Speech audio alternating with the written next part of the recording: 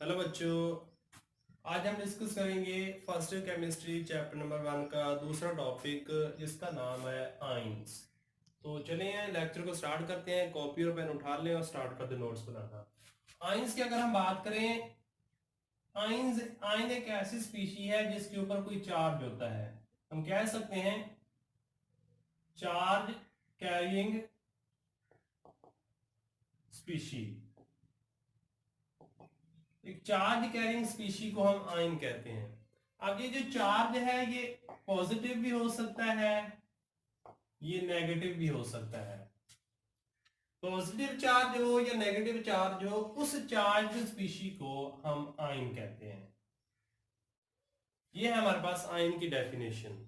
अब आयन जो होते हैं वो हमारे पास कब होते हैं, जब पॉजिटिव आयन या नेगेटिव आयन को हम बारी बारी डिस्कस करते हैं। पहले पहले हम डिस्कस करते हैं पॉजिटिव आयन को। पॉजिटिव आयन को हम कहते हैं कैटाइन। हम पहले पहले देख रहे हैं कैटाइन की फॉर्मेशन की, कैटाइन कैसे बनता है, उसमें कौन कौन से प्रोसेस इन्वॉल्व है और इसके एग्जांपल के बारे में भी हम डिस्कस करेंगे।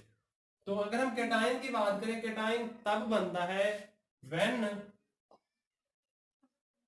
ए न्यूट्रल एटम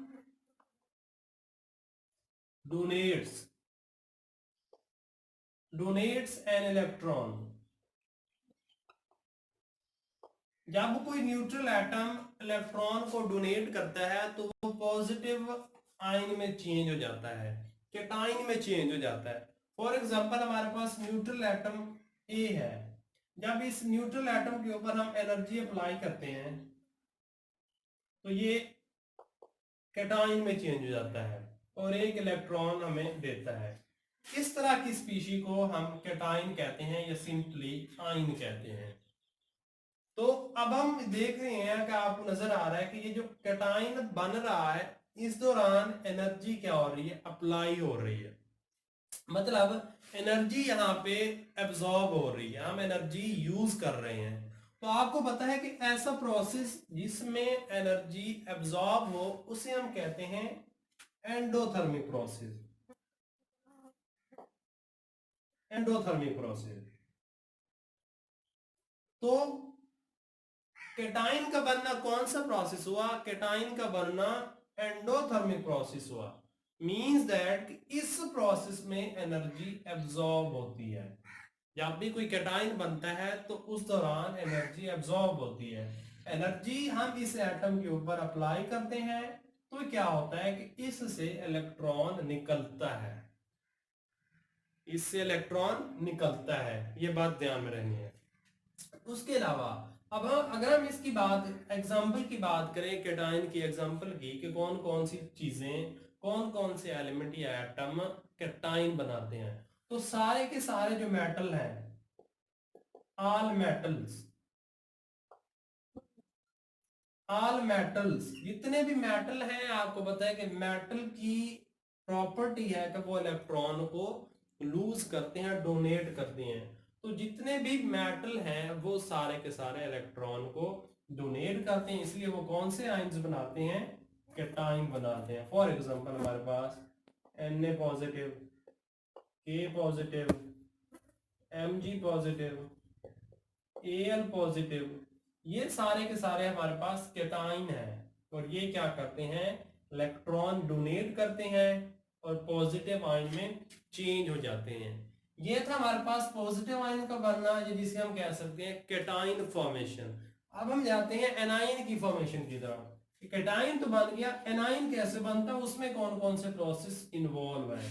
एक बात और याद रखें यहाँ पे कि जो एनाइन का बनना है, इस प्रोसेस को, सॉरी कैटाइन का बनना, कि जब हम इलेक्ट्रॉन किसी एटम से निकालते हैं तो इस प्रोसेस को हम कहते हैं आयोनाइजेशन एनर्जी। आयोनाइजेशन एनर्जी ये हम चैप्टर नंबर 6 में डिटेल में डिस्कस करेंगे। बस यहाँ से यहाँ मैं आपको बता देता हूँ कि कैटाइन का बनना आयोनाइजेशन एनर्जी प्रोसेस कहलाता है, कि इसमें एनर्जी रिक्वायर होती है। इसे हम आयोनाइजेशन पोटेंशियल भी कहते हैं। ये याद रखने वाली बात है।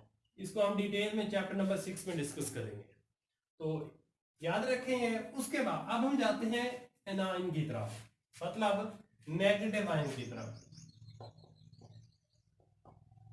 तो ये जो एनाइन होता है इसके ऊपर आपको पता है नेगेटिव चार्ज होता है।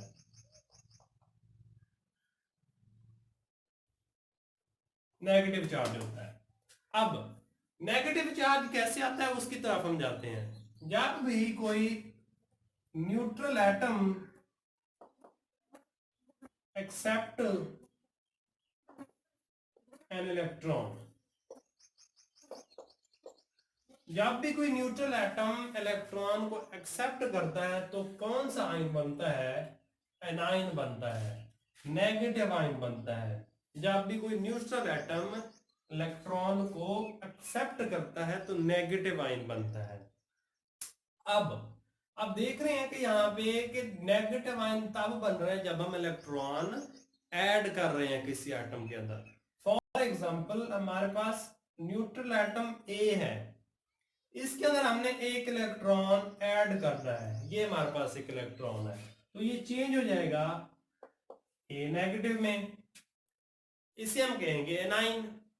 अब यहाँ पे जो बात याद रखने वाली है, इंपॉर्टेंट बात है, वो ये है कि जो एनाइन का बनना है वो है, ये है हमारे पास uni negative ion, uni negative.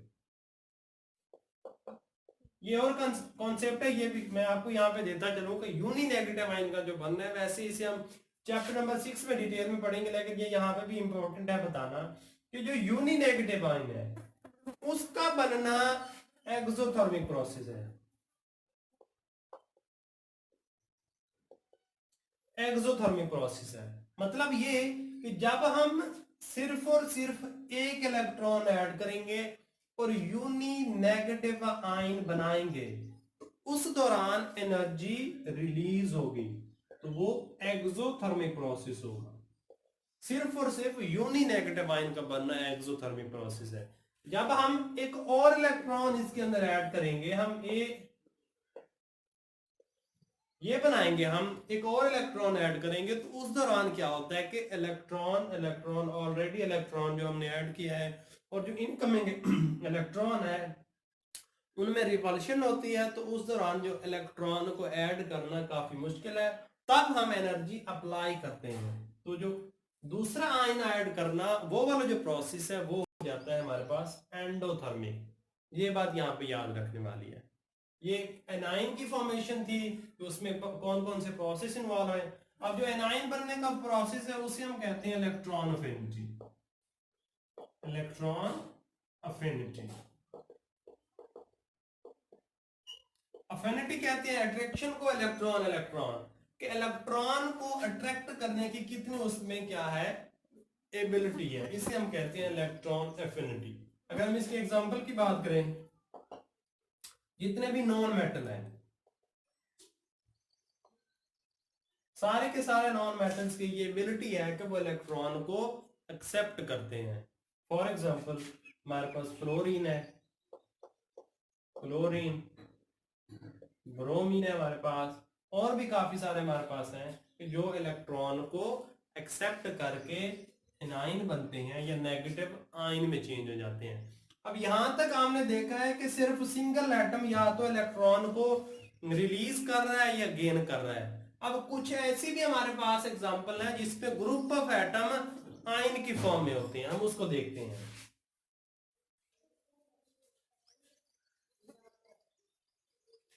जब कोई ग्रुप ऑफ एटम आयन की फॉर्म में हो उसको भी हम देख लेते हैं। फॉर एग्जांपल उसके हमारे पास एग्जांपल है, जैसे हमारे पास है कार्बोनेट्स हैं, हमारे पास है सल्फेट्स हैं, हमारे पास क्रोमेट्स हैं।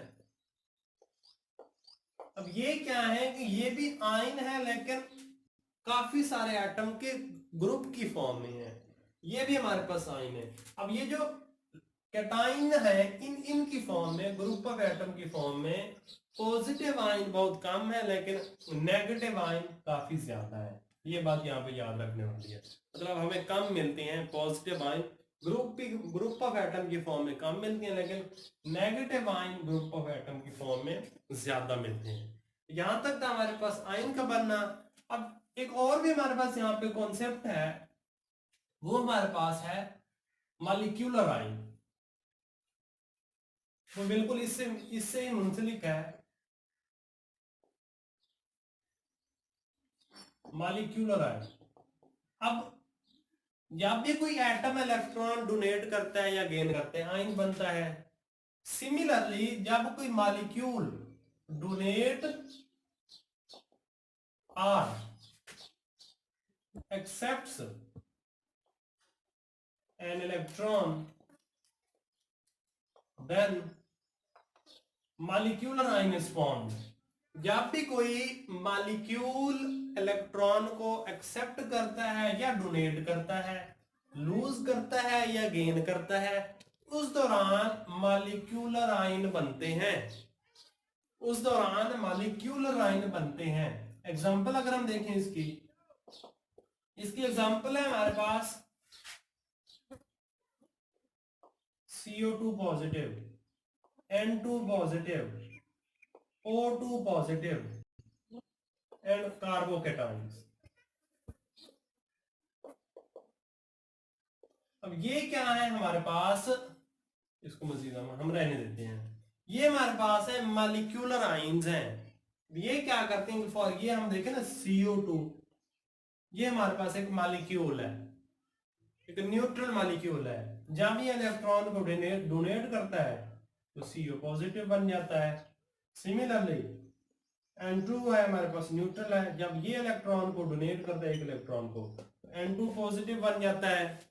तो हो क्या आ रहा है कि मॉलिक्यूल इलेक्ट्रॉन को डोनेट कर रहा है और आयन में चेंज हो रहा है। अब यहां पे जो बात जहन में रखने वाली है कि पीछे हमने देखा था कि जो आयन थे ग्रुप ऑफ एटम की फॉर्म में, वो नेगेटिव एनायन की फॉर्म में काफी ज्यादा क्या थे, वो अबेंडेंट थे। लेकिन यहाँ पे जो मॉलिक्यूलर आयन है वो पॉजिटिव आयन की फॉर्म में, केटायन के फॉर्म में काफी सारे ज्यादा वो अबेंडेंट है, ज्यादा अमाउंट में पाए जाते हैं। अब हम देखते हैं कि मॉलिक्यूलर आयन को हम जनरेट कैसे कर सकते हैं। जनरेशन क्वेश्चन आता है कि how molecular ions are generated. काफी इंपॉर्टेंट क्वेश्चन है। या तो ये पूछता है कि what are molecular ions and how they are generated, और भी पूछ सकता है कि how molecular ions are generated. तो मॉलिक्यूलर आयन को जनरेट करने के लिए, प्रोड्यूस करने के लिए हम 3 तरीके अप्लाई करते हैं। या तो हम एक्सरेज यूज करते हैं, या हम क्या करते हैं, अल्फा पार्टिकल यूज करते हैं, न्यूट्रल मॉलिक्यूल के ऊपर सट्राई करते हैं एक्सरेज को या अल्फा पार्टिकल्स को, या हम क्या करते हैं कि हाई एनर्जी